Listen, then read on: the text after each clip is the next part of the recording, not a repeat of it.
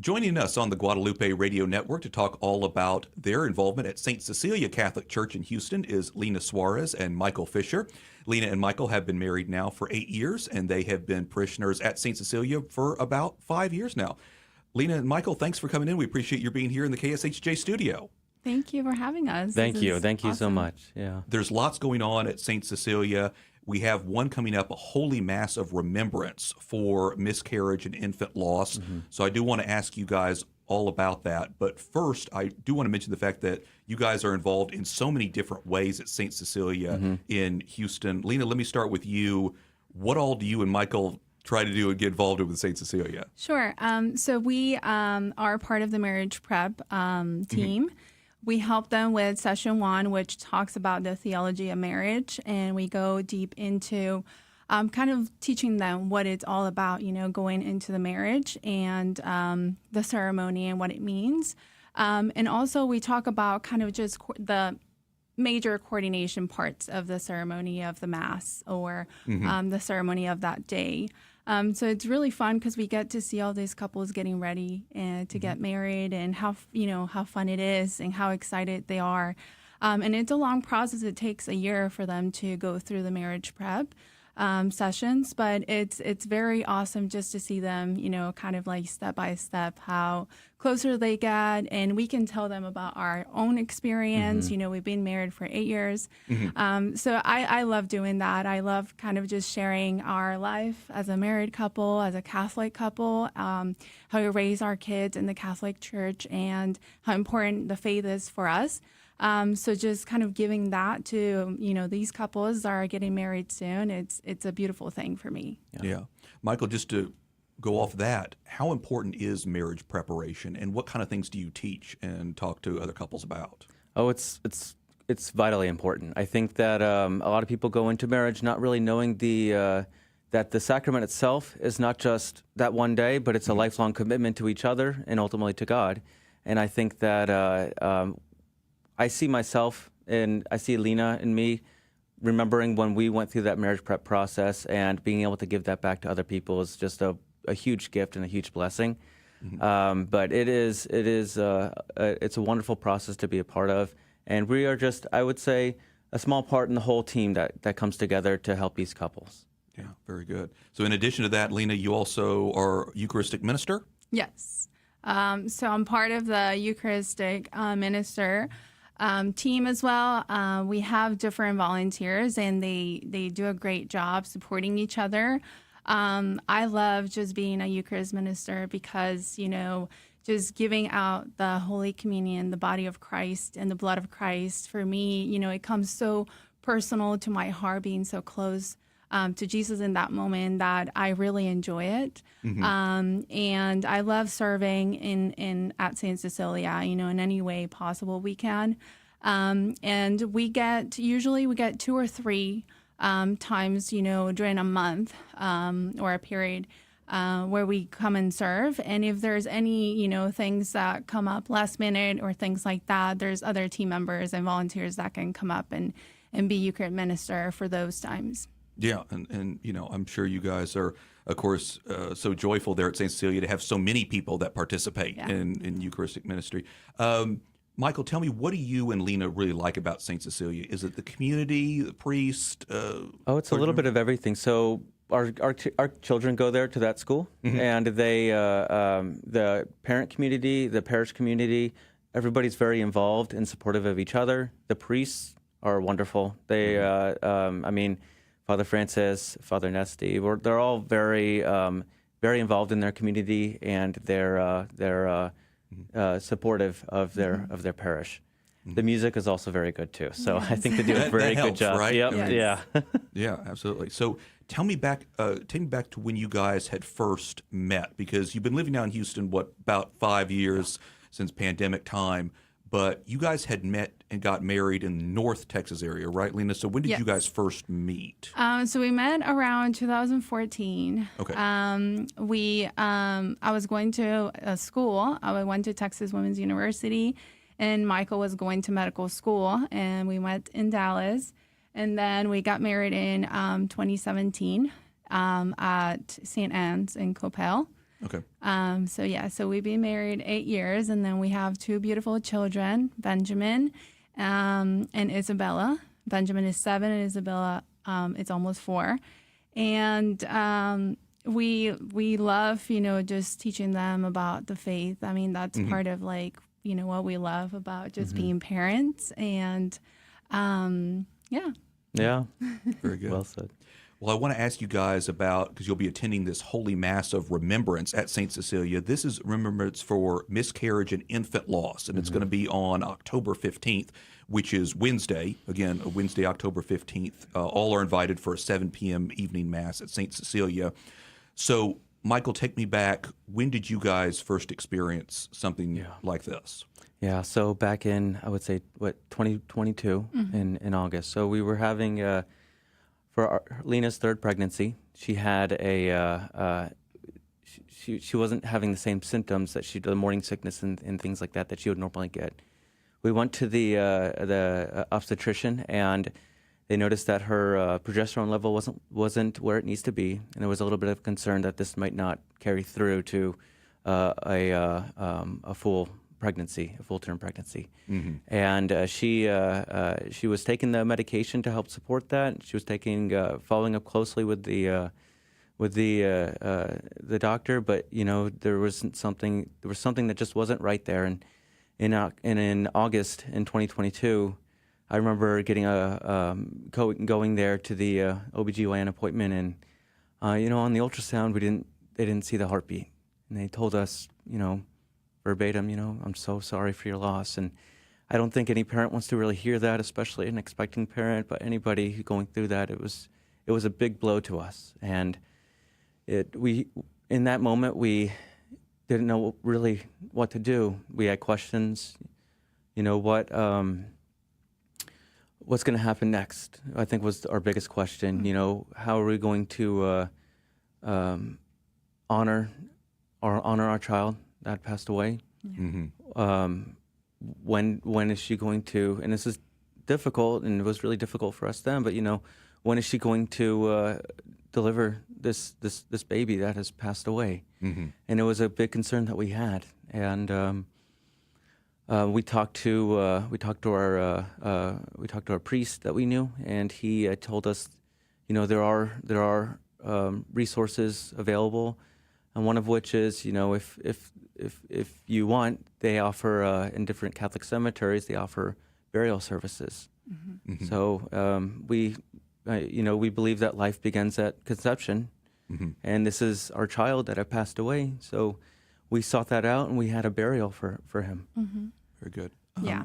And Lina, go back to that point where you're talking with the doctor, and you saw that ultrasound August of 2022. I mean, what was going through your mind? Flooded with emotions? What were you thinking?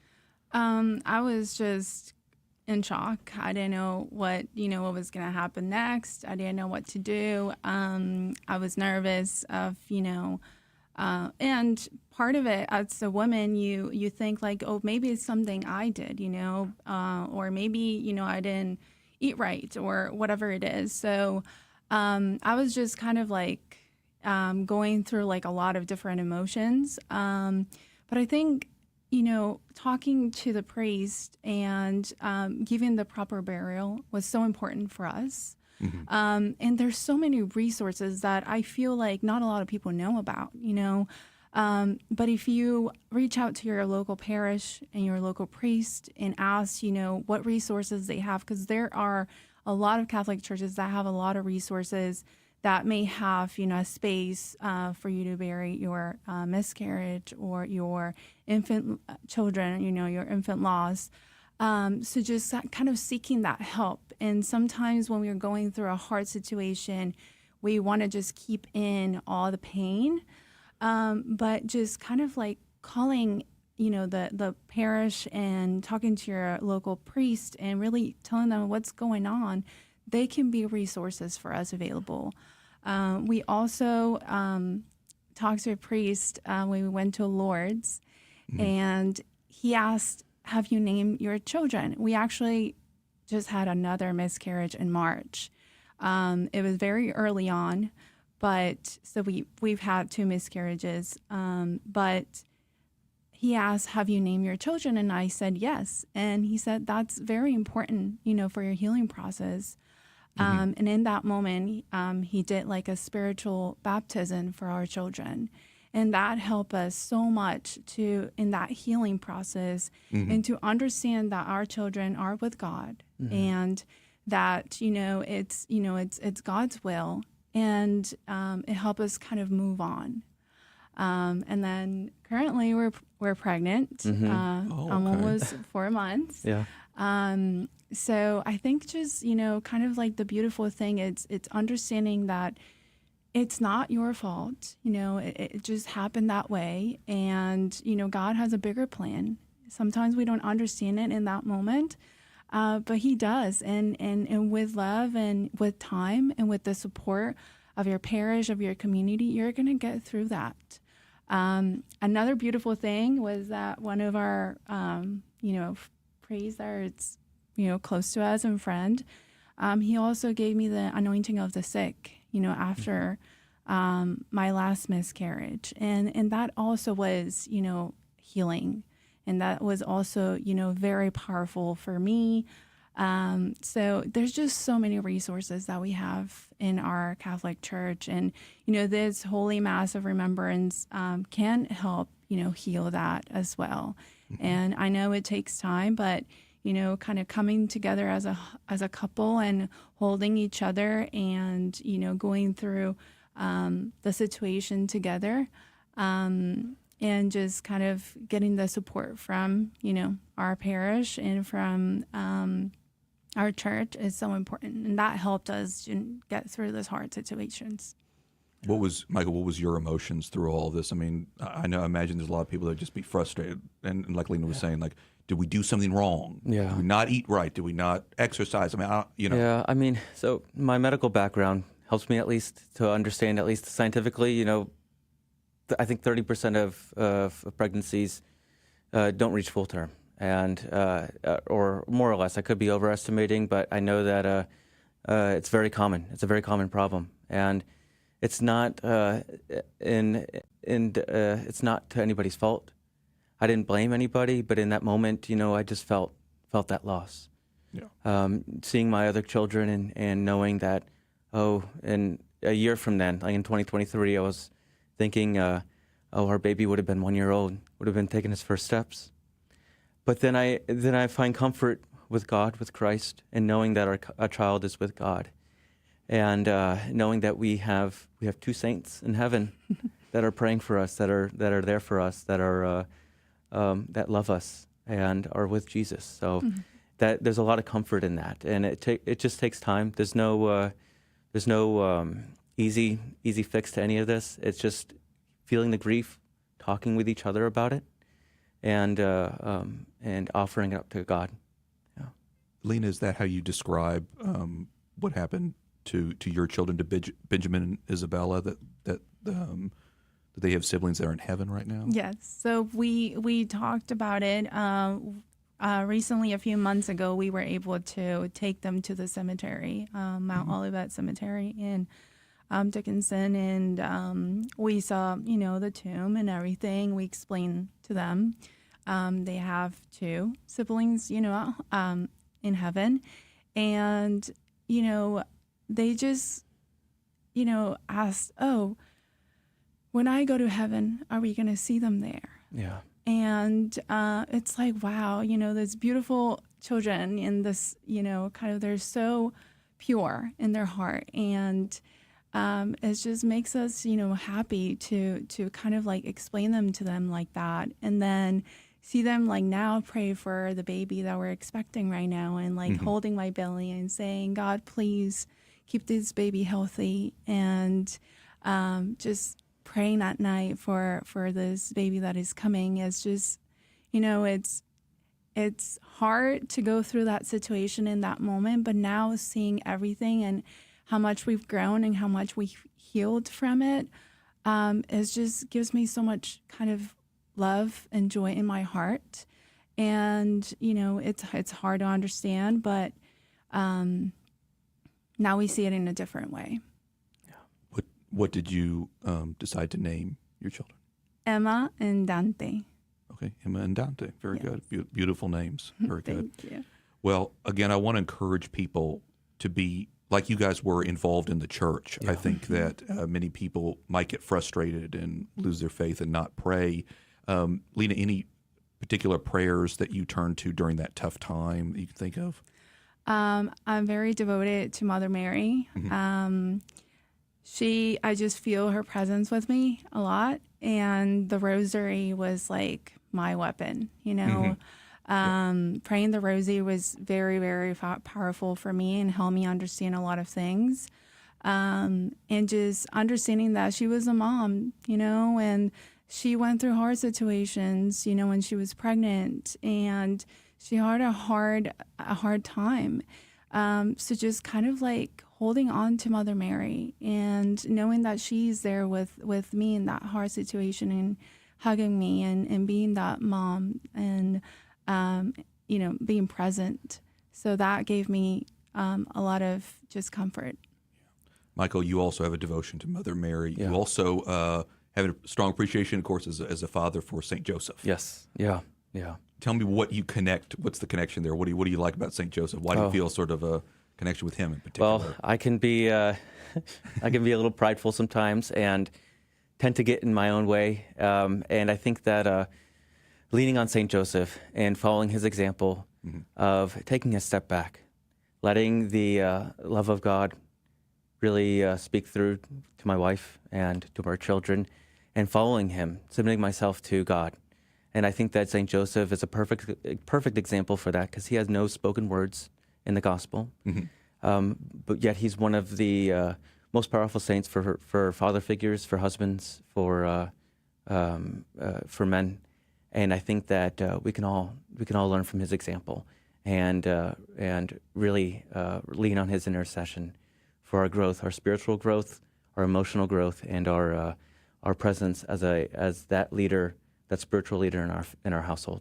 Very good. Excellent. Well, like I said, hopefully people will listen to you guys' story, again, be encouraged by the church, maybe, like I said, if they're in a tough situation, whether it's miscarriage, infant loss, maybe just reach out to the local priest and get involved in the church like you guys have, because you guys sort of have that support group in that sense, family, church, community.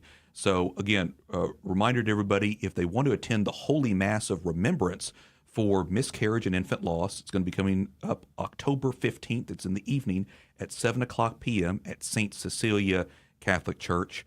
And guys, we'll continue to pray for you guys, for your community. We'll pray for your child, of course, in the womb, and of course for the health of so many out there. And also, obviously, it's important for us to pray for all of those women and men, families who might find themselves in a tough situation like this, that might not know that they have those resources out there to turn. Yeah. So very good. We appreciate it very much. Lina Suarez, Michael Fisher, thank you so much for coming on the program and telling us your story. Thank you so much. Thank you.